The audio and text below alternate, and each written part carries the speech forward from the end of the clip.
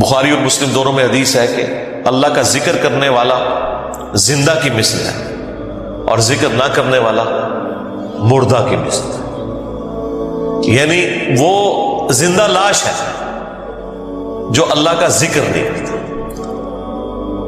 جامع ترمذی میں حدیث ہے، ایک صحابی حاضر ہوئے، یا رسول اللہ مجھے کوئی ایسی نصیحت کریں کہ اس کے بعد مجھے کسی چیز کی ضرورت نہ رہے۔ نبی علیہ السلام نے کہا کہ تیری زبان ہر وقت اللہ کے ذکر سے تر ہے، بس یہ نصیحت تھی، یعنی صرف نماز کی حد تک نہیں، عام حالت ہو۔ اچھا، ذکر کے لیے زبان ہلانا بھی ضروری نہیں ہے، دل میں بھی ذکر ہو سکتا ہے، اللہ کو یاد کرنا بھی ذکر ہے، غور و تفکر کرنا بھی ذکر ہے۔ اصل چیز ہے گاڈ اورینٹڈ ہو۔ بخاری مسلم میں حدیث ہے، جب تم نماز پڑھ کے اسی جگہ پہ بیٹھے رہتے ہو نا جہاں پہ نماز پڑھی تھی، اسی مصلی کے اوپر، جب تک وضو نہیں ٹوٹتا نا، کچھ ذکر نہ بھی کرو، تب بھی فرشتے دعائے رحمت تمہارے لیے کرتے رہتے ہیں۔ حتیٰ کہ بخاری مسلم میں آیا کہ جو شخص نماز کے انتظار میں ہے نا، اللہ تعالیٰ اسے بھی نماز کے اندر ہی شمار کر لیتا ہے۔ دیکھیں اللہ تعالیٰ کی رحمت ہے، یعنی یہ تو ایک نہ ختم ہونے والا سلسلہ ہے۔ بخاری مسلم دونوں میں حدیث ہے، میں اپنے بندے کے گمان کے قریب ہوں جیسا کہ میرے بارے میں گمان کرے۔ جب وہ مجھے دل میں یاد کرتا ہے میں اسے دل میں یاد کرتا ہوں، جب وہ مجھے کسی مجلس میں یاد کرتا ہے نا تو میں اس سے بہتر مجلس میں اسے یاد کرتا ہوں، جب وہ میری طرف ایک بالش بڑھتا ہے میں اس کی طرف ایک ہاتھ بڑھتا ہوں، جب وہ میری طرف چل کے آتا ہے میں اس کی طرف دوڑ کر آتا ہوں۔ تو یہ حدیث قدسی ہے بخاری مسلم دونوں میں، اور اسپیسیفکلی یہ قرآن حکیم کی درس و تدریس کے حوالے سے ذکر ہوا تھا کہ ایسی مجلس میں فرشتے حاضر ہوتے ہیں اور جب اللہ کے پاس جاتے ہیں، حالانکہ اللہ جانتا ہے، پھر بھی پوچھتا ہے کہ میرے بندوں کے پاس گئے تھے کس حالت میں پایا، وہ بتاتے ہیں یہ حالت تھی۔ پھر اللہ تعالیٰ پوچھتا ہے مجھ سے کیا مانگ رہے تھے، فرشتے بتاتے ہیں کہ بندے جنت مانگ رہے تھے۔ اللہ تعالیٰ پوچھتا ہے کیا جنت دیکھی انہوں نے، کہتے ہیں نہیں، اگر دیکھ لیتے تو اس سے بھی زیادہ مانگتے۔ اور کیا کہتے تھے، جہنم سے آزادی مانگ رہے تھے، کیا جہنم دیکھی میرے بندوں نے، نہیں، اگر دیکھ لیتے اس سے بھی زیادہ اشد و ما سے مانگتے۔ اللہ تعالیٰ فرماتا ہے تم گواہ ہو جو میں نے سب کو معاف کر دیا۔ اچھا، وہ فرشتے کہتے ہیں یا اللہ ایک بندہ ایسا تھا جو ویسے ہی وہاں پہ آ گیا تھا، اس کی نیت نہیں تھی لیکن وہ ان کی مجلس میں بیٹھا تھا۔ اللہ تعالیٰ فرماتا ہے کہ یہ لوگ ہی ایسے ہیں کہ جو ان کی مجلس میں بھی بیٹھ جائے گا ان کو بھی میں نے بخش دیا۔ وہ جو کہہ رہے ہوتے ہیں نا غوث پاک کے درس میں بھی اگر کوئی بیٹھ گیا، کہانیوں میں نہیں میرے بھائی، درس قرآن میں، وہ چاہے غوث پاک دے رہے ہو یا کوئی انجینئر پاک دے رہے ہو یا کوئی ڈاکٹر پاک دے رہے ہو، اگر اخلاص کے ساتھ کوئی اللہ کا ذکر کر رہا ہے، خالص توحید بتا رہا ہے، قرآن و سنت کی تعلیمات بتا رہا ہے، اس کی مجلس میں بیٹھنے والے کے لیے جنت کا راستہ آسان ہو جائے گا۔ وہ تو حدیث ہے صحیح مسلم کے اندر کہ جو علم کے راستے پہ چلتا ہے اللہ تعالیٰ جنت کا راستہ اس کے لیے آسان کر دیتا ہے۔ یہ تو بالکل اسٹیبلش چیز ہے۔ تو یہ ذکر ایسا معاملہ ہے کہ کوئی دل میں بھی یاد کرتا ہے نا، اللہ اس کو پھر دل میں یاد کرتا ہے۔ فاذکرونی اذکرکم، یہ تو قرآن میں سورۃ البقرہ میں ہے، اے میرے بندے مجھے یاد کر میں تیرا ذکر کروں گا، اور اس سے بہتر مجلس میں کروں، فرشتوں کی مجلس میں کروں۔ اور انسان کی کتنی خوش نصیبی ہے کہ انسان اللہ کو یاد کرے، اللہ تعالیٰ اس کے رسپانس میں اسے یاد کرتا ہے۔ انسان کا اللہ کو یاد کرنا یہ چھوٹی چیز ہے، اللہ کا اپنے بندے کو یاد کرنا یہ بڑی چیز ہے۔ ہاں، سنن ابن ماجہ میں حدیث ہے، اور یہ تعلیقاً امام بخاری بھی یہ حدیث لے کے آئے ایک چیپٹر کی ہیڈنگ میں، اور یہ اتنی رکت انگیز حدیث ہے کہ اس حدیث کو میں نے اپنے اسکار کارڈ میں بھی شامل کیا ہے کہ میں اپنے بندے کے ساتھ ہوتا ہوں اس وقت جب وہ میرا ذکر کر رہا ہوتا ہے اور اس کے ہونٹ میرے ذکر کی وجہ سے ہل رہے ہوتے ہیں۔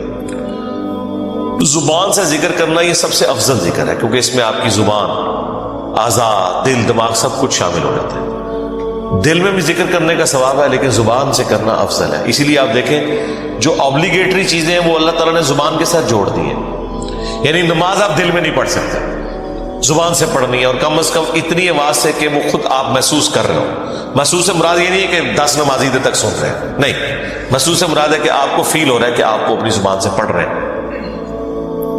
اس طریقے سے جانور قربان کرنا ہے تو تکبیر اتنی آواز سے کہنی ہے کہ آپ کے کان خود سن رہے ہو، جو obligatory چیزیں ہیں وہ اللہ تعالیٰ نے زبان کے ساتھ جوڑی ہوئی. زبان کا ذکر بہرحال دل کے ذکر سے افضل ہے. باقی ریاکاری والا جو ایشو ہے وہ ہر شخص کا ایک پرسنل معاملہ ہے, کسی کے اوپر ہم فتویٰ نہیں لگاتے. لیکن جو اللہ تعالیٰ نے obligatory نمازیں رکھ دی ہیں وہ تو اتنی اعلانیہ رکھی ہوئی ہیں کہ خود بخود ریاکاری کا چانس ہے, تو وہ ریاکاری نہیں ہے. بعض اوقات شیطان کسی کو وسوسہ دلاتا ہے میں جماعت سے نماز پڑھوں گا یا مسجد میں زیادہ تر بیٹھوں گا تو باقی لوگ کہیں گے کہ جی یہ لوگ بڑا نیک ہو گیا ہے, تو اس سے میرے دل میں تکبر آ جائے گا. یہ شیطانی وسوسہ ہوتا ہے نا, اس طرح نہیں سوچنا کبھی بھی. آپ نے خالص رہنا ہے. صحیح مسلم میں حدیث ہے, صحابہ کرام نے کہا یا رسول اللہ بعض اوقات ہم نیکی کا کوئی کام کرتے ہیں حالانکہ پوری نیک نیتی سے کر رہے ہوتے ہیں, یہ نیت نہیں ہوتی کہ لوگ ہماری تعریف کریں, لیکن پھر بھی لوگ تعریف کر دیتے ہیں اور وہ ہمیں اچھی بھی لگتی ہے. ظاہر تعریف کسے بری لگتی ہے, تو کیا یہ ریاکاری ہے؟ آپ نے فرمایا نہیں, یہ ریاکاری نہیں ہے, بلکہ یہ دنیا میں اللہ تعالیٰ کا انعام ہے اپنے بندے کے لیے کہ کسی بندے کی تعریف کوئی کرتے. لیکن دوسری طرف نبی علیہ السلام نے اس بندے کے لیے یہ کہا ہے کہ کسی کے منہ پہ ایسی تعریف نہیں کرنی ہے کہ وہ تکبر کے اندر مبتلا ہو جائے. جس کی ہو رہی ہے اس نے خواہش کا اظہار نہیں کرنا کہ لوگ میری تعریف کریں. تو یہ باریک سے فرق ہوتے ہیں جس کی وجہ سے بعض اوقات شیطان, میں نے کئی لوگوں کو سنا ہے کہ جی ہم نے داڑھی رکھ لی تو پھر لوگ مسائل پوچھیں گے, لوگ ہمیں نیکوکار کہیں گے اس لیے جی ہم داڑھی نہیں رکھ رہے. پھر وہ قرآن و حدیث سے سب سے بڑی دلیل دینا شروع کر دیتے ہیں جی ڈاکٹر اقبال کی بھی داڑھی نہیں تھی. قرآن و حدیث ان کے نزدیک یہ ہے کہ ڈاکٹر اقبال کی داڑھی نہیں تھی, اور پوری زندگی ڈاکٹر اقبال کو یاد کرتے مر جاتے ہیں. اللہ کے نبی علیہ السلام کو پس پش ڈال دیتے ہیں. کئی لوگ ہیں وہ کہتے ہیں کہ جی وہ جی ہاں نبی علیہ السلام خواب میں زیارت کروا کے خود منو ایک بار بھی کہہ دینا میں داڑھی رکھ لینی ہے, تو میں ان کو کہتا ہوں وہ 1400 سال پہلے کہہ کے گئے بھائی. اور اس سے بھی بڑھ کر اللہ قرآن میں کہہ گیا سورہ النساء کی آیت نمبر 119 کہ یہ شیطان کا راستہ ہے, کہ شیطان کہے گا, اس نے یہ وعدہ کیا تھا اپنے رب کے ساتھ وَلَآمُرَنَّهُمْ فَلَيُغَيِّرُنَّ خَلْقَ اللَّهِ, اے اللہ میں تیری مخلوق کو ابھاروں گا کہ وہ تیری بنائی ہوئی تخلیق کو بدل دیں گے. تو یہ تخلیق اللہ نے دی تھی مرد کے لیے. اتنی داڑھی رکھنا کہ جسے عرف عام میں داڑھی کہا جائے یہ مرد کے لیے obligatory. تو ہر بندے نے کوئی نہ کوئی اپنے لیے لیم ایکسکیوز رکھا ہوا ہوتا ہے. تو میں ان کو بھی کہتا ہوں بھائی 1400 سال پہلے حکم ہو چکا ہے بھائی, اب کس حکم کا آپ انتظار کر رہے ہیں. تو بعض اوقات شیطان یہ بھی وسوسہ دلاتا ہے کہ جی اگر میں جماعت سے نماز پڑھوں گا تو لوگ کہیں گے یہ بڑا نیکوکار ہے لہٰذا میں گھر میں ہی پڑھ لیتا. نہیں بھائی, جو فرض چیزیں ہیں وہ آپ نے حکم پہ عمل کرنا ہے, اپنی عقل کو اس میں دخل نہیں دینا. اب داڑھی بھی سامنے نظر آ رہی ہے, داڑھی تو ظاہر چہرے پہ رکھی جائے گی نا, پیٹ میں تو صرف بزرگوں کی داڑیاں ہوتی ہیں, ہاں بابوں کی, اور جو کتابوں کے ماننے والے ہیں ان کی داڑھی تو باہر ہوتی ہے, وہ تو سامنے رکھنی ہوگی. اسی طریقے سے نماز بھی لوگوں کے سامنے ہی پڑھنی پڑے گی جماعت سے. یہ تو ہو ہی نہیں سکتا کہ آپ کہ میں نے جماعت سے نماز نہیں پڑھنی ہے, گنہگار ہوں گے. یہ مرد کے لیے میں کہہ رہا ہوں, عورت تو ظاہر ہے اس کے لیے تو حکم ڈفرینٹ ہے. تو یہ چیزیں اللہ تعالیٰ نے اپنی یاد کے لیے, دیکھیں کتنے الارمز فٹ کیے ہوئے ہیں, ہمیں کتنے سگنل پورے دن میں ملتے ہیں. انسان اللہ تعالیٰ سے اپنے آپ کو بے نیاز کر ہی نہیں سکتا. میں ایک ہسٹری چینل کے اوپر یا نیشنل جغرافک پہ ایک ڈاکومنٹری دیکھ رہا تھا. ایک کوئی نان مسلم تھا تو وہ مختلف مسلمان اسکالرز کے پاس نا امریکہ میں انٹرویو کرنے جا رہا تھا کہ ہمیں آپ ریلیجن کے بارے میں بتائیں کہ اسلام کیا ہے. تو وہ امریکہ میں ایک شیعہ عالم تھے, ینگ تھے. اس سے جب اس نے سوال کیا نا کہ اسلام کیا ہے, تو اس نے کہا اسلام خدا کے گرد سینٹرڈ ہے, بس کہ ہر وقت خدا آپ کے سامنے ہونا چاہیے. یہ اسلام کی بیسک ڈیفینیشن ہے. واقعی اس طرح یہی بات ہے. اسلام کیا ہے؟ ٹو سبمٹ یور ول, اللہ کے سامنے سر تسلیم خم کرنا. اچھا اب یہ بات مجھے بھی پتا, لیکن جب میں نے اس بندے کے منہ سے یہ بات سنی نا, پھر میں نے غور کرنا شروع کیا. اس نے کہا کہ ہر وقت اللہ آپ کے سامنے ہونا چاہیے. تو پھر میں نے سوچا واقعی یار اسلام تو ہے ہی سینٹرڈ اراؤنڈ گاڈ ہے. صبح سے لے کر شام تک ہر چیز خدا کے گرد گھومتی ہے.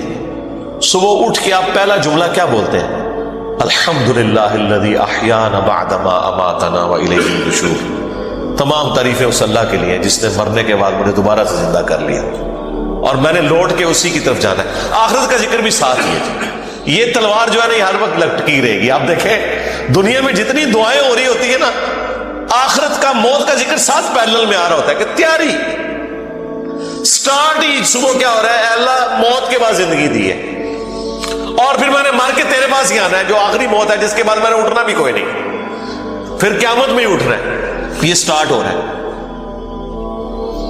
نماز پڑھیں گے، وہ تو ذکر کی اعلیٰ ترین چیز، واقعی میں صلاۃ لذکری، میری یاد کے لیے نماز کو قائم رکھنا، اور نماز کے بعد بھی اذکار، نماز کے اندر بھی اذکار، مسجد میں جانے کی دعا وہ بھی گاڈ اورینٹڈ، مسجد سے نکلنے کی دعا، ٹوائلٹ گئے ہیں تو اس میں جانے کی دعا، اس سے نکلنے کی دعا، پھر گھر سے نکلے ہیں پھر اللہ کو یاد کر کے نکلے ہیں، جہاں جا رہے ہیں اپنا کوئی کام سٹارٹ کر رہے ہیں تو اللہ کے نام سے سٹارٹ کر رہے ہیں، اور ساتھ یہ ٹینشن لگی ہوئی ہے کہ فجر تو پڑھ لی ہے، اب زور کا وقت اتنے بجے ہے، اپنے آپ شیڈیول کو سیٹ کرتے ہیں تاکہ میں جماعت سے نماز پڑھ سکوں، تو بس جو یہ شیڈیول طے کر رہا ہے نا وہ بھائی فجر سے لے کے زور تک نماز کی حالت میں ہے، کیونکہ وہ نماز کے انتظار میں بیٹھا ہے۔ نماز کے انتظار میں بیٹھنے کے لیے مسجد میں بیٹھنا ضروری نہیں ہے، کوئی اپنے آفس میں بھی بیٹھا ہے نا اس انتظار میں کہ میں نے نماز کے لیے جانا ہے، وہ نماز کے انتظار میں بیٹھا ہوا ہے، پھر نماز کا وقت آ جاتا ہے، پھر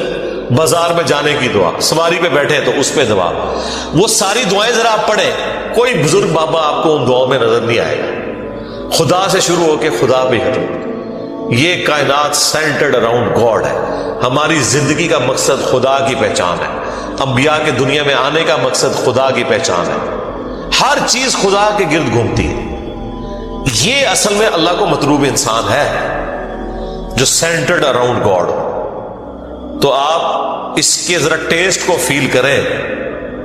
الذین آمنوا، جو لوگ ایمان لائے، وتطمئن قلوبہم بذکر اللہ، اور مطمئن ہوتے ہیں ان کے دل اللہ ہی کی یاد سے، الا بذکر اللہ تطمئن القلوب، آگاہ ہو جاؤ کہ دلوں کا سکون ہے ہی اللہ کی یاد میں، یہ اللہ تعالیٰ نے سکون رکھے اس کے اندر۔ سکون سے مراد یہ نہیں ہے کہ دنیا میں آپ کو کوئی پریشانی نہیں آئے گی، اگر یہ مطلب ہو تو انبیاء کرام نے تو سب سے زیادہ بے سکونی دیکھی ہے، ہر آزمائش اللہ تعالیٰ نے ان کے اوپر ڈالی ہے اور وہ ثابت قدم رہے۔ مراد یہ کہ اگر کوئی آزمائش آئے گی تو وہ برداشت کرنا آسان ہو جائے گی۔ پھر دنیا حسنہ کیا ہے کہ دنیا میں اگر تکلیف بھی آئے تو صبر آ جائے گا کہ اللہ کی مرضی، انا للہ و انا الیہ راجعون۔ دیکھیں تکلیف میں بھی آپ کو یہ دعا سکھا دی گئی، ادھر بھی موت ہے، اے اللہ ہم تیری طرف سے آئے تھے، ہم نے بھی تیرے پاس ہی آ جانا ہے واپس، تو یہ تکلیف جو آئی ہے نا یہ بھی تو ایک نہ ایک دن ختم ہو جانی ہے، بڑی سے بڑی تکلیف بھی اس دن تو ختم ہو جانی ہے جس دن انسان کو موت آنی ہے۔ بیمار تھا تو جب بندہ ہی ختم ہو گیا تو بیماری بھی ختم ہو گئی۔ تو دیکھیں ہر جگہ گاڈ اورینٹڈ، اللہ کی طرف متوجہ رہنا، تو اس کے لیے اللہ تعالیٰ نے آپ کو پورا جو شیڈیول دیا ہوا ہے۔ ابھی تو یار ان لوگوں نے ہماری نمازوں کے مزے خراب کر دیے میں، کاش آپ کے اوپر وہ دریچہ کھل جائے جو ایک بند دریچہ ہے، وہ سال میں ایک دفعہ کھلتا ہے قیام اللیل کی شکل میں۔ لیکن اگر آپ امیجن کریں کہ دنیا میں جتنی بھی مساجد ہیں ان کے اندر جہری نمازوں میں قرآن الف لام میم سے شروع ہو کے یا سورہ فاتحہ سے شروع ہو کے والناس تک پورا سال چلے، ایک ایک رکوع، ایٹ لیسٹ ایک ایک رکوع، کتنا ٹائم لگ جائے گا؟ اگر یہ نماز 7 منٹ میں ختم کرتے ہیں وہ 20 منٹ میں ہو جائے گی یا 15 منٹ میں۔ ایک رکوع مغرب کے اندر پہلی رکعت میں، دوسرا رکوع مغرب کی دوسری رکعت میں، پھر عشاء کی رکعت میں اس سے اگلے والا رکوع، اور اس کی دوسری رکعت میں اس سے اگلا، اور اس طریقے سے فجر میں۔ یہ 6 رکعتیں جو ہیں آپ کی جہر ہے، 2 مغرب، 2 عشاء اور 2 فجر، ان میں قرآن پورے سرکل میں چلتا رہے۔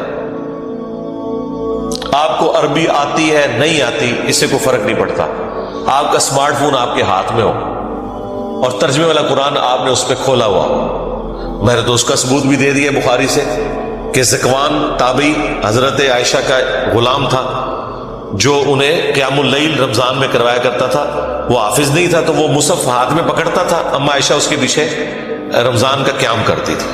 اس کا مطلب ہے سننے میں زیادہ آسانی اور مزہ آتا ہے بجائے خود پڑھنے کے۔ تو یہ حدیث امام بخاری نے ایک چیپٹر کی ہیڈنگ میں لیا اور اس کی پوری سند سنن کبریٰ البیہقی اور مصنف ابن ابی شیبہ میں موجود ہے۔ بلکہ مصنف ابن ابی شیبہ میں تو یہاں تک ہے کہ انس ابن مالک اور باقی صاحب کے بارے میں کہ انہوں نے پیچھے قرآن اٹھایا ہوتا تھا، سامنے حافظ کھڑا ہوتا تھا اور وہ سنتے بھی تھے دیکھ کے، اور اگر کہیں غلطی ہوتی تھی تو غلطی کو پکڑتے تھے، اور اٹھانے کا فائدہ یہ ہے کہ کنسنٹریشن آپ کی رہتی ہے۔ انہوں نے کتنا ظلم کیا کہ ہم سے قرآن چھین لیا۔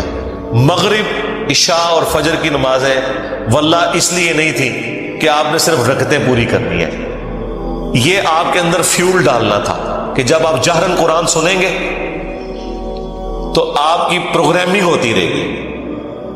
ہم کیا سنتے ہیں؟ وہی رٹی رٹائی آخری 10 صورتیں یا چند صورتوں کی آخری آیات، سورہ بقرہ کی آخری آیات، سورہ حشر کی آخری آیات، وہی جو مولویوں نے رٹی ہوئی ہے۔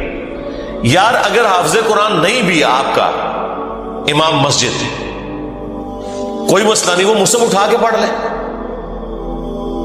کوئی مسئلہ نہیں، قرآن دیکھ کے تو پڑھنا اس کو آتا ہے نا، قاری ہے، مصحف اٹھا کے پڑھے۔ لیکن آپ ذرا امیجن کریں کہ آپ کی نماز کا لیول کیا ہوگا کہ آپ کو اگلی نماز کا انتظار رہے گا کہ بھئی، اور آپ یہ کوشش کریں گے کہ آپ کی نماز نہ چھوٹے، وہاں سے رکوع اگلا سٹارٹ۔ بلکہ میں تو کہتا ہوں گورنمنٹ لیول پہ یہ ہونا چاہیے کہ ایک اجتماعی نظم کوئی قائم کرے، اجتماعی نظم ہو پورے ملک میں، عید کی رات کو اگلا قرآن سٹارٹ ہو جائے، گورنمنٹ کی طرف سے شیڈیول ہو کہ بھئی اب یہ اگلا قرآن سٹارٹ ہو گیا، اتنے رکوع ہیں، 6 رکوع کور ہوتے ہیں نا، اگر آپ 6 جہرن رکھتے رہیں تو آلموسٹ کوئی 520 کے قریب رکوع بنتے ہیں، ان کو ڈیوائڈ کر لیں تو پورے ملک کے اندر ختم قرآن بھی ایک ہی دن ہو رہا ہو، شمسی اعتبار سے رکھ لیں، تاکہ کوئی شخص دوسرے شہر میں بھی چلا گیا ہے اسے یہ یقین ہو کہ ہاں جی میں فلاں مسجد میں جاؤں گا تو شیڈیول ایک ہی چل رہا ہے۔ یہ ہم نے دنیاوی کئی معاملات میں اپنے آپ کو مینج کیا ہوا ہے اس طریقے سے۔ دیکھ لیں KFC آپ امریکہ سے کھائیں، آپ سعودیہ سے کھائیں، آپ جیلوں میں بیٹھ کے کھائیں، آپ کی آنکھوں میں پٹی بندھی ہوئی ہو، آپ کھا کے بتا دیں گے کہ آپ KFC کا چکن کھا رہے ہیں، اس سے قطع نظر کہ آپ دنیا میں کہاں بیٹھے ہوئے ہیں۔ 66,000 آؤٹ لیٹس ہیں ان کی دنیا میں، یہ بھی پرانا فگر ہے، اب تو پتہ نہیں اس سے زیادہ ہی نہ ہوگی ہو، ایک ذائقہ دیا نا پوری دنیا کے اندر انہوں نے۔ اس طرح کے کئی شیڈیول ہیں، اور اگر یہ تھوڑی سی ایفرٹ پٹ کر لی جائے تو سرکار آپ کو کوئی اپنے بچوں کو توحید سکھانے کی ضرورت نہیں ہے، توحید خود بخود وہ سیکھ جائیں گے، پورے دورہ قرآن بھی نہیں ہوگا، انہیں پتہ چل جائے گا کہ سب کچھ فراڈ چل رہا ہے، قرآن تو کوئی اور ہی بات کرتا ہے۔ یہی وجہ ہے کہ جو غیر مسلم ملکوں میں لوگ جاتے ہیں نا، وہاں جب ان کا نان مسلم لوگوں سے واسطہ پڑتا ہے تو پھر ان کو بھی تھوڑی شرم آتی ہے کہ یار وہ جب پوچھتے ہیں ہاں جی اسلام کیا ہوگا، ہم تو پتہ ہی کچھ نہیں، پھر قرآن ترجمے سے پڑھتے ہیں تو آپ دیکھتے ہیں کہ یہاں داڑھی بھی نہیں ہوتی، وہاں سے داڑھی بھی رکھ کے آ جاتے ہیں، نماز بھی شروع کر دیتے ہیں، قرآن بھی پڑھ لیتے ہیں اور گمراہ بھی ہو جاتے ہیں۔ یعنی ادھر والوں کی نظر میں وہ کہتے ہیں یار یہ کیا کہانیاں تم لوگوں نے، دین قرآن میں تو یہ کچھ اور لکھا ہوا ہے۔ تو اگر یہ شیڈیول گورنمنٹ کر دے، یہ کوئی مشکل کام ہے مجھے بتائیں؟ چلے پردہ رکھنے کے لیے اگر کوئی جعلی حافظ بھی ہے، گورنمنٹ کہہ دے کہ ٹھیک ہے جی مصحف اٹھائیں، مصحف اٹھا کے پڑھیں، پردے کا پردہ رہ جائے گا۔ اگر کسی کو یہی ہے کہ میں تو حافظ بن کے یہاں بھرتی ہوا تھا، ہے کوئی نہیں تھا، کوئی مسئلہ نہیں ہے، مصحف اٹھا کے پڑھیں، پیچھے بھی لوگ ایئر فلائٹ موڈ میں دیکھیں اور ترجمے والا قرآن کھولیں، جب قرات ہو رہی ہوتی ہے اتنا آپ کو ٹائم مل جاتا ہے کہ آپ عربی اور نیچے ترجمہ بھی دیکھ سکتے ہیں۔ ویسے آپ اگر کوشش کریں نا کہ میں 6 رکوع روز کے ایک جگہ بیٹھ کے ترجمے سے پڑھوں، پھر پڑھ بیٹھے تو سی، کوئی نہ کوئی کام آپ کے آڑے آ جائے گا، کوئی نہ کوئی مصروفیت آڑے آ جائے گی۔ اسی لیے اللہ تعالیٰ نے اس کو نماز کا حصہ بنایا ہے۔ یہ لوگ پوچھتے ہیں کہ جی جہرن نمازیں کیوں ہیں، لو سن لو پھر اس واسطے کہ جہرن کہ قرآن کے ذریعے پروگرامنگ آپ کی ہوتی رہے، آپ قرآن سنتے رہے۔ اور ابھی تو میں آپ کو یہ بتا ہی نہیں رہا کہ نبی علیہ السلام کی نماز کتنی لمبی ہوتی تھی، فجر کی ایٹ لیسٹ 40 منٹ کی آپ کی فجر کی نماز ہوتی تھی۔ جی ہاں، میں تو ایک ایک رکوع کی بات کر رہا ہوں، وہاں تو پاؤ یا آدھا پارا پڑھنے کی بات ہے یا پارا پڑھنے کی بات ہے، چلے وہ نہیں ہے، ایک رکوع بھی کسی کی ہدایت کے لیے کافی ہے۔ بھائی 6 رکوع تو کور ہو گئے نا، 6 رکوع کا مطلب ہے کہ ایک پاؤ سے زیادہ اس کا پارا ہو گیا، ہر 4 دن کے اندر ایک پارا ختم ہو جایا کرے گا، ہر 4 دن کے اندر ایک پارا۔ تو اس کا مطلب ہے کہ یہ ایک مہینے کے اندر آلموسٹ کتنے پارے ہو جائیں گے جی؟ 7 پارے، اور 4 مہینے کے اندر آلموسٹ آپ کا ایک قرآن مکمل ہو جایا کرے گا۔ تو 4 مہینے میں اگر قرآن مکمل ہو رہا ہے تو سال میں 3 قرآن تو ویسے ہی ختم ہو جائے گا، چوتھا تراویح میں ہو جائے گا۔ 4 قرآن آپ کے. تو سرکار 1 سال نہیں، ایک دفعہ بھی قرآن سے کوئی گو تھرو ہو گیا. اور پھر اللہ نے کیا اس میں مزہ رکھا ہے کہ اتنی موٹی کتاب ہے کہ بوریت بھی نہیں ہوتی. آپ جتنا بھی پڑھ لینا دوبارہ اس سورت تک پہنچنے کے لیے اتنا وقت گزر چکا ہوتا ہے کہ جب آپ وہ دوبارہ پڑھتے ہیں آپ کو بالکل نئی لگ رہی ہوتی ہے. اگر یہ چھوٹی سی کتاب ہوتی تو 2-4 بار پڑھ کے کوئی بوریت والا معاملہ ہو جاتا. لیکن اللہ تعالیٰ نے یہ چیز بھی رکھی، اتنی موٹی کتاب اور ایک سورت میں ایسی ملٹی ڈائریکشنل چیزیں رکھ دی ہیں، واقعات علیحدہ سے رکھ دیے، حکمت کی باتیں الگ سے رکھ دی، آخرت کا ذکر علیحدہ سے رکھ دیا، ہر اعتبار سے اس میں ٹیسٹ رکھا. تو یہ قرآن ہماری زندگی میں آ سکتا تھا. اور یہ ویڈیو تو میں نے بہت پہلے ریکارڈ کی ہے کہ قرآن کو اپنی زندگی میں کیسے لایا جائے. میرے نزدیک تو اس کے علاوہ کوئی چارہ نہیں. یاد رکھیں جو چیز آپ اپنی روٹین میں لانا چاہتے ہیں نا کہ آپ اسے روزانہ کریں، تو پھر آپ اسے زندگی کی اس چیز کے ساتھ جوڑ دیں جس کے اوپر آپ کی 0 ٹالرنس ہے، تو وہ آپ کی زندگی کا حصہ بن جائے گا. مثلا بڑے لوگ پوچھتے ہیں جی بڑی کوشش کی تھی 1 مہینے تک واک کرتے رہے فجر کے بعد، بس پھر بعد میں نہیں واک ہو سکی، جی ٹائم ہی نہیں ملتا. تو میں ان کو کہتا ہوں آپ اس کو اپنی روٹین میں جوڑیں. روٹین آپ کی کیا ہے؟ نماز مسجد میں جا کے پڑھتے ہو؟ ہاں جی، بس موٹر سائیکل نہیں اب لے کے جانا، پیدل جانا ہے مسجد میں. فجر کی نماز کے لیے بھی پیدل جانا ہے. اپنی روٹین میں آپ جانا ہی جانا ہے. اگر مسجد 15 منٹ کی مسافت کے اوپر ہے، چاہتے نہ چاہتے 15 منٹ کی آپ کی واک ہو جائے گی. اور اس کو آپ کو یاد کر کے نہیں کرنا پڑے گا، سوائے اس کے کہ آپ نے جانا ہے تو آپ نے پیدل جانا ہے. یا عشاء کے وقت آپ ٹائم رکھنا چاہتے ہیں تو اپنی واک کا ٹائم وہ رکھ لیں. اور 5 نمازیں پیدل جا کے پڑھیں تو آپ ذرا کیلکولیٹ کریں ہر نماز کے ساتھ جانے اور آنے میں آپ کی واک اٹیچ ہو جائے گی، کیونکہ آپ نے روٹین کا حصہ بنا لیا. اس جو انسان کو اسپیشل کام کرنا پڑتا ہے نا اس میں انسان کو تردد ہوتا ہے.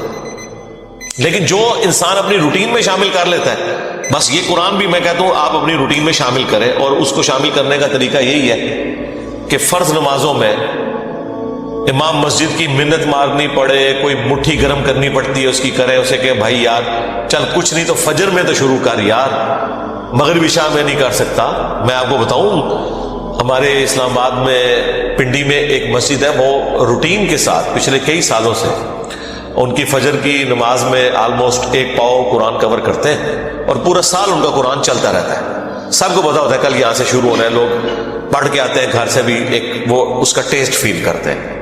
تو یہ تو مسلسل آپ کی روٹین میں جب قرآن آئے گا تو یہ وہ ساری گناہ، وہ ساری برائیاں جن کو چھوڑنے کے لیے آپ کو ایک ایفرٹ پٹ کرنی پڑتی ہے، وہ آٹومیٹکلی آپ کی زندگی سے نکلتی چلی جائے گی. جس طرح آپ نے دیکھا کہ بعض لوگ ایسے ہوتے ہیں بڑی ان کی شاہانہ زندگی ہوتی ہے، لیکن کبھی ان کے اوپر کوئی غم کی کیفیت ٹوٹتی ہے، بالکل بھی زندگی میں سادگی آ جاتی ہے. پھر آہستہ آہستہ وہ دنیا سے ریٹائر ہونا شروع ہو جاتے ہیں، ایک غموں کا پہاڑ گرتا ہے، آخرت اورینٹڈ ہو جاتے ہیں آہستہ آہستہ آہستہ آہستہ. اگر آپ خدا کے ساتھ اٹیچ ہو جائیں گے، قرآن کے ساتھ اٹیچ ہو جائیں گے، تو ایٹ لیسٹ گناہ کا تو تصور بھی دور کی بات ہے، آپ اس طرف جانے کا سوچیں گے بھی نہیں، کیونکہ ہر وقت یہ آخرت کی یاد دلانے والی چیز آپ کے سر کے اوپر لٹکتی رہے گی. قرآن کی تلاوت سے دلوں کا زنگ کیوں دور ہوتا ہے؟ آخرت اورینٹڈ ہوتا ہے. تلاوت سے اس لیے کہ آپ جب قرآن کی تعلیمات کو سمجھیں گے، ذرا عربیوں کو تو تلاوت ہی کہنا تھا نا، انہوں نے تو ترجمہ نہیں کرنا تھا نا. اور تلاوت کا ایک معنی فالو کرنا بھی ہوتا ہے، ایک ہوتا ہے قرات کرنا اور ایک ہے اس کے پیچھے پیچھے چلنا. تو یہ ترجمے والا قرآن اسمارٹ فون نے تو زندگی آسان کر دی ہے. میں کہتا ہوں جس سائنس نے ہماری دنیا تو آسان کی ہے، جو ہماری آخرت آسان کرتی ہے. آپ امیجن کریں اس یوٹیوب کی برکت سے صدیوں میں جتنے لوگوں نے توحید قبول کی ہے، چند سالوں میں ہمارے پلیٹ فارم سے کر لی ہے، جو امید ہی کوئی نظر نہیں آ رہی تھی. اور یہ آپ نہ سمجھیں یہ لوگ ہیں، یہ نسلیں ہیں. ہاں آپ ان کو ملٹی پلائی کریں تو یہ ساری سائنس کی برکت ہے. آج دین کتنا سیکھنا آسان ہے، اور اس پہ عمل کرنے کے لیے آپ کو موٹیویٹ کرنے کے لیے کتنے والنٹیئر اویلیبل ہیں اگر آپ خدا کے ساتھ کمیٹڈ ہیں. اللہ تعالیٰ ہمیں ہر وقت اپنی یاد میں رہنے کی توفیق دے. اللہ تبارک و تعالیٰ اپنے ذکر پہ ہمیں استقامت دے. اور 100 دفعہ لا الہ الا اللہ پڑھ لیا کرو. یہ زمین و آسمان کے درمیان جتنا فاصلہ ہے اس کو ثواب سے کھا لو. سب لا الہ الا اللہ کے پھر برابری کون کر سکتا ہے؟ وہ حدیث بطاقہ ہے نا، کاغذ کے پرزے والی حدیث جامع ترمذی میں، ایک شخص کے 99 دفاتر گناہوں کے کھولے جائیں گے تو اللہ تعالیٰ فرمائے گا میں کسی کے ساتھ ناانصافی نہیں کرتا. دوسری طرف ایک کاغذ کا ٹکڑا ڈالا جائے گا جس پہ لا الہ الا اللہ لکھا. وہ شخص کہے گا یہ ٹکڑا کیا کر سکتا ہے، بس وہ رکھنے کی دیر ہوگی وہ پڑھنا بھاری ہو جائے گا. اللہ کے نام سے تو وزنی کوئی چیز نہیں ہو سکتی. اسے کہتے ہیں کاغذ کے پرزے والی حدیث. اس کے لیے جنت کا حکم ہو جائے گا. لا الہ الا اللہ کا مقابلہ نہیں. الہ عربی میں الہن کہتے ہیں ایسی ہستی کو جس کو پوجا جائے، جس کی عبادت کی جائے، جو عبادت کے لائق ہو. اور ظاہر ہے کہ اس میں ایسی کوالٹیز ہونی چاہیے جو کسی اور میں نہ ہو، کیونکہ باقی سب نے اس کے سامنے سر تسلیم خم کرنا ہے. اللہ تعالیٰ کی کچھ کوالٹیز ایسی ہیں جو کسی اور میں ہو ہی نہیں سکتی، اور کچھ کوالٹیز ایسی ہیں جو اللہ تعالیٰ مخلوق کو اپنی طرف سے تفویض کسی حوالے سے فرما دیتا ہے. جیسے سمع و بصارت ہمیں بھی عطا کی ہوئی، اللہ بھی دیکھتا سنتا ہے. وہ باقی جو ڈفرینسز ہیں وہ تو اپنی جگہ، لیکن کچھ کوالٹیز ایسی ہیں جو عطائی بھی نہیں ہے. ان میں سے ایک کوالٹی جو ہے وہ الہ والی، معبود. الہن عربی میں کہتے ہیں جس کو پوجا جائے، اور عربی زبان میں جب الف لام ساتھ لگ جاتا ہے تو وہ خاص ہو جاتا ہے. جیسے عربی میں سٹی، انگلش میں سٹی کہتے ہیں شہر کو، کوئی بھی شہر ہو سکتا ہے. جب دی سٹی ہوگا تو خاص شہر ہوگا. عربی میں مدینہ ہر شہر کو کہا جاتا ہے، لیکن جب ہم المدینہ کہتے ہیں اس سے مراد مدینہ المنورہ ہوتا ہے، جہاں پہ ہمارے محبوب صلی اللہ علیہ وآلہ وسلم کی قبر مبارک ہے. اسی طریقے سے الہ تو جھوٹے بنائے ہوئے لوگوں کے موجود ہیں. قرآن حکیم میں جھوٹے الہوں کا بھی ذکر ہے. الالہ یہی ہے اللہ. اللہ کے جو ورڈ کس طرح بنا ہے الالہ، ٹھیک ہے نا، وہ عربی لنگوسٹک کی وجہ سے پھر یہ جڑ کے اللہ بن جاتا ہے، یعنی دی اونلی الہ جس کو پوجا جائے. اور ظاہر ہے اس کی ایسی کوالٹیز ہیں جو کسی اور کی نہیں ہیں. اور وہ کوالٹیز کیا ہیں؟ وہ سورۃ الاخلاص میں آئی ہیں. قل هو اللہ احد. اے نبی صلی اللہ علیہ وآلہ وسلم فرما دیجئے کہ وہ اللہ ایک ہے، یکتا ہے، یونیک ہے. ایک نہیں ہے بلکہ یکتا ہے، ایسا یونیک کہ اس کے ہم پلے کا کوئی نہیں. اللہ الصمد، وہ بے نیاز، اس کو کسی کی پرواہ نہیں ہے. ہاں سب اسی کے اوپر ڈیپینڈنٹ ہے. لم یلد ولم یولد، اس نے نہ کسی کو جنا نہ اس سے کوئی جنا گیا. یعنی اللہ تعالیٰ ہمیشہ سے ہے. اور اس کے اوپر میرا ایک یوٹیوب پہ کلپ بھی آپ دیکھ سکتے ہیں، ہو کریٹڈ گاڈ، اللہ کو کس نے پیدا کیا. لاکھوں لوگ یوٹیوب پہ لکھ چکے ہیں. پروفیسر رچرڈ ڈاکنز نے جو کتاب لکھی تھی دا گاڈ ڈیلوژن، اس میں اس نے جو ایک سوال کیا تھا کہ اللہ کو کس نے پیدا کیا، میں نے اس کا میتھمیٹیکل آنسر دیا ہے. اور اس کے بعد پھر اسی میتھمیٹیکل آنسر کو میں نے بتایا کہ یہی چیز تو سورۃ الاخلاص کے اندر بیان ہوئی ہے. تو اللہ تعالیٰ سے نہ کوئی پیدا ہوا، نہ اس نے کسی کو جنا، نہ وہ خود کسی سے جنا گیا، جس کو ہم آسان طور پہ کہتے ہیں کہ نہ وہ کسی کا باپ ہے نہ کسی کا بیٹا. وَلَمْ يَكُنْ لَهُ كُفُوًا أَحَدٌ، اور اس کی ٹکر کا کوئی نہیں ہے، اس کے پائے کا کوئی ہے ہی نہیں ہے. تو یہ الہ والی کوالٹی اسی میں ہونی چاہیے جو یہ سورۃ الاخلاص کا جو ٹچ سٹون آف تھیولوجی ہے، توحید کا جو کسوٹی ہے، یہ اس کے اوپر کوئی پورا اترے. سورۃ الاخلاص کے اوپر اگر کوئی ہستی پوری اترتی ہے تو صرف اللہ کی ذات ہے. کوئی جن، کوئی پیغمبر، کوئی فرشتہ اس میں سے کوئی بھی کوالٹی حاصل کر ہی نہیں سکتا. نہ عطائی طور کے اوپر، ذاتی تو کسی کی ہے ہی نہیں کوئی چیز. تو الہ کا مطلب یہ ہے کہ جس کو پوجا جائے، اور وہ ایک ہی ہستی ہو سکے. اب پوجنے کا مطلب کیا ہے کہ جب اس کی پرستش کی جا رہی ہے تو ٹوٹل اوبیڈینس اسی کی ہوگی. عبادت کا مطلب صرف نماز، روزہ، حج، زکات نہیں ہے، بلکہ ہر معاملے میں ٹوٹل اوبیڈینس کے لائق وہی ہستی ہے.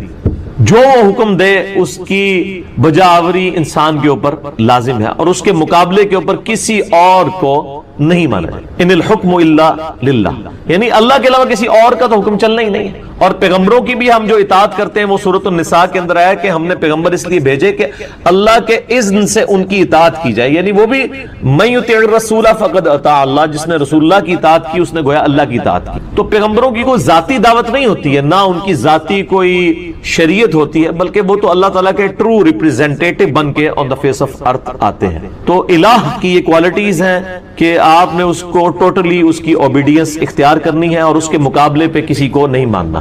اور آپ نے بڑی اچھی بات کی کہ سارے الہوں کی نفی کرنی ہے. اور قرآن حکیم میں تو ظاہر بار بار یہ ہے کہ آپ نے طاغوت کی نفی کرنی کہ ہر پیغمبر میں ہم نے ہر امت کے اندر کوئی نہ کوئی پیغمبر مبعوث کیا.